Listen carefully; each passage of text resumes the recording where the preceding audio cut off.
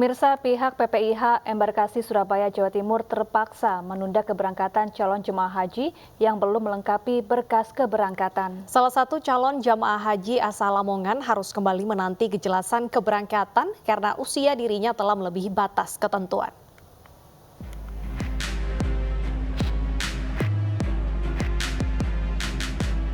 Rombongan calon jamaah haji asal Kabupaten Lamongan dan Kota Surabaya, Jawa Timur yang tergabung dalam Kloter 5 Embarkasi Surabaya telah berangkat ke Tanah Suci.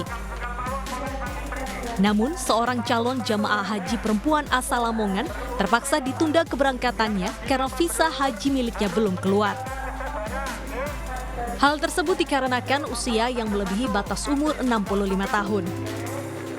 Sementara calon jamaah haji berinisial N tersebut merupakan kelahiran 30 Juni 1957 atau berusia 65 tahun lebih 1 hari dari batas umur di tanggal 1 Juli 1957.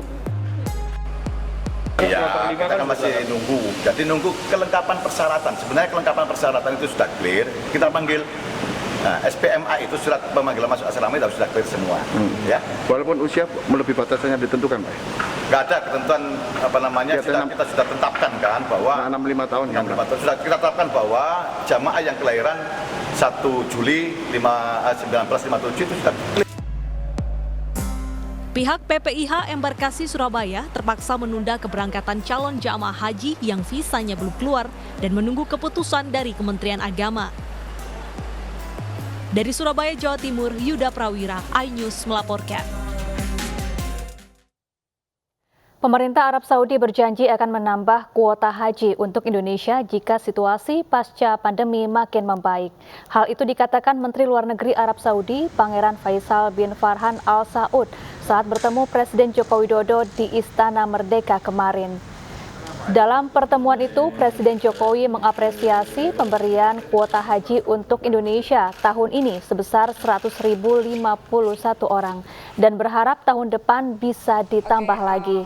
Presiden Jokowi juga menyampaikan rencana Indonesia untuk membangun Indonesian House di Kota Mekah untuk memberikan dukungan yang maksimal kepada para jemaah umroh dan haji Indonesia.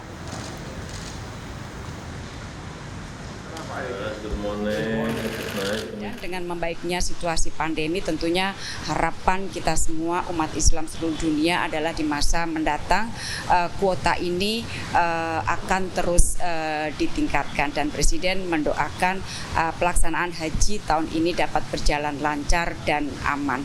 Sementara dari Menteri Luar Negeri Saudi Arabia menjelaskan mengenai rencana ke depan apabila situasi membaik, tentunya kuota haji akan ditingkatkan dan terus dibangun fasilitas-fasilitas untuk mendukung pelaksanaan haji.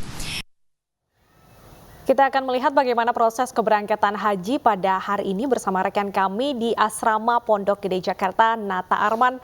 Selamat siang, Nata. Sudah berapa kloter yang diberangkatkan dari Asrama Pondok Gede Jakarta? Baik, Deta Syabda dan juga pemirsa terkait dengan keberangkatan calon jamaah haji yang diberangkatkan pada hari ini pertanggal 8 Juni 2022 setidaknya kloter 8 asal Cilegon, Banten yang rencananya pada pukul 2 siang nanti akan berangkat ke Bandara Soekarno-Hatta dari sini dan akan berangkat ke Tanah Suci pada pukul 8 malam melalui Bandara Soekarno-Hatta. Dan dapat kami sampaikan juga bahwa tadi pagi juga sekitar pukul 8 pagi sempat datang juga kedatangan dari kloter 10 asal DKI Jakarta yang dimana sebanyak 389 calon jemaah haji yang akan melakukan karantina selama 1 hari di sini. Dan untuk mengetahui seperti apa tanggapan dari masyarakat, maksud kami calon jemaah haji saat ini sudah bersama saya Pak Erik. Pak Erik, selamat siang. Siang. Assalamualaikum. Terkait dengan kembali pemerintah mengizinkan untuk melakukan ibadah haji 2022, seperti apa tanggapannya? Iya, saya sebagai masyarakat mengucapkan banyak terima kasih kepada pemerintah yang untuk saat ini memberangkatkan jamaah haji untuk Indonesia. Oke, kemudian tanggapan Bapak selaku masyarakat terkait dengan batasan usia maksimal. Ini kan 65 tahun ya? Ya. Ini seperti apa, Pak? Iya, untuk batasan saat ini masyarakat hampir semua kemarin juga di kelompok kami atau di rombongan kami juga sangat kaget ya Tapi saat ini sih sudah menerima hal itu karena memang masih situasi pandemi. Dan mudah-mudahan peraturan ini jangan sampai mati untuk selamanya. Ini hanya sebatas tahun ini saja. Mudah-mudahan untuk selanjutnya itu tidak ada batasan usia untuk bisa berangkat haji. Karena bagaimanapun masyarakat kita sudah menunggu sekian puluh tahun untuk bisa berangkat haji. Dengan aturan saat ini, kalau sampai berlanjut aturannya, masyarakat banyak yang tersakiti oleh aturan itu. Oke, baik. Terima kasih banyak Bapak atas informasi diberikan. Pemirsa, seperti kita ketahui bersama bahwasannya dengan adanya peraturan tersebut tentunya menuai polemik di masyarakat terkait dengan usia batasan maksimal ketika mereka memang saatnya sudah harus berangkat. Terkait dengan ada aturan usia maksimal 65 tahun, tentunya banyak dari mereka juga yang menukarkan atau merefund uang tiket karena dengan batasan usia maksimal tersebut, sehingga pemerintah diharapkan bisa mengkaji ulang terkait dengan peraturan tersebut sehingga nantinya pada tahun depan atau tahun selanjutnya bagi usia yang di atas 65 tahun bisa kembali melaksanakan ibadah haji tahun 2023 mendatang. Ya, kembali ke studio. Ya, terima kasih Nata Arman dari Jakarta. Kita ke Asrama Haji Padang, Sumatera Barat. Sudah ada rekan kami Budi Sunandar di sana. Selamat siang Budi, bagaimana proses keberangkatan calon jemaah haji hingga saat ini di sana? Ya, sampai siang ini sebanyak 393 orang jemaah haji asal Sumatera Barat sudah tiba di embarkasi Haji Padang pada pukul 8 pagi tadi. Baik, apakah ada jemaah calon haji yang harus menunda kembali keberangkatan hajinya mungkin karena berkasnya belum lengkap? Untuk seluruh jemaah haji asal Sumatera Barat di embarkasi Haji Padang ini seluruhnya bisa diberangkatkan. Ya, bagaimana kondisi calon jemaah haji di sana, kondisi kesehatan mereka, apakah ada yang terpantau kurang sehat sehingga harus ditahan keberangkatannya? Ya, setelah tiba di asrama haji, seluruh petugas haji dan jemaah haji melakukan cek kesehatan dengan PCR swab antigen, dan saat ini sudah berada di asrama dalam kondisi sehat, dinyatakan sehat. Oke. Baik, terima kasih Budi atas laporan Anda. Semoga seluruh jemaah calon haji bisa melaksanakan ibadah dengan khusyuk. Dan pemirsa, kita ke informasi selanjutnya. Kesehatan jamaah menjadi salah satu aspek krusial dalam penyelenggaraan haji. Di Madinah, Klinik Kesehatan Haji Indonesia hadir untuk melayani jemaah.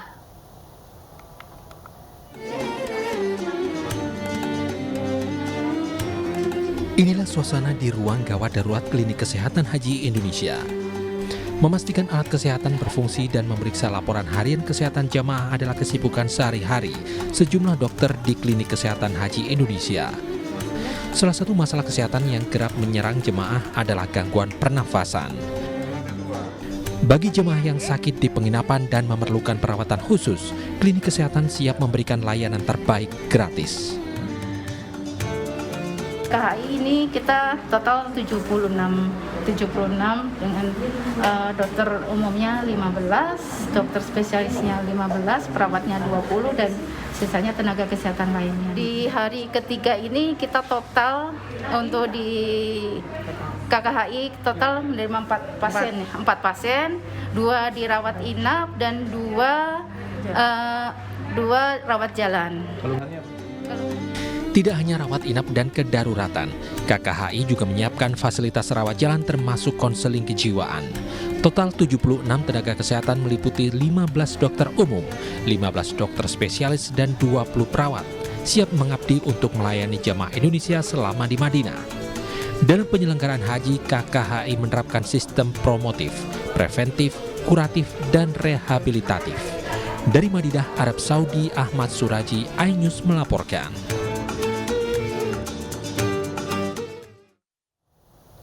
Pemirsa, nama Anies Baswedan, Ganjar Pranowo, dan Prabowo Subianto kerap muncul dalam beberapa survei di posisi 3 besar calon presiden 2024. Meskipun tidak selalu dalam posisi yang sama, namun nama ini mencuat karena sering muncul di media mainstream maupun di media sosial untuk berkomunikasi secara langsung dengan masyarakat.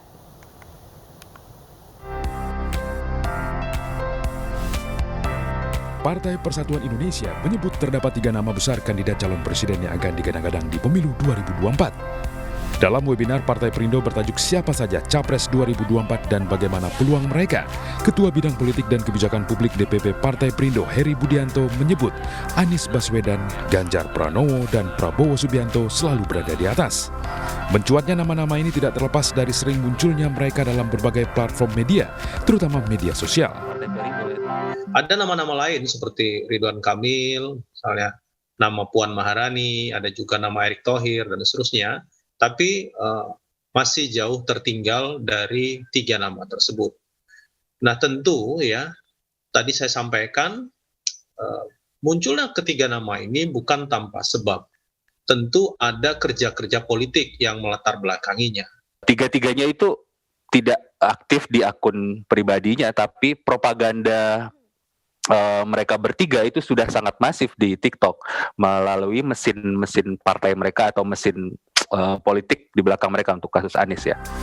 Selain itu, aktivitas politik yang berkaitan dengan kegiatan keseharian beriringan dengan status mereka sebagai pejabat dilihat publik sehingga mendongkrak tingkat keterkenalan, kesukaan, dan keterpilihan.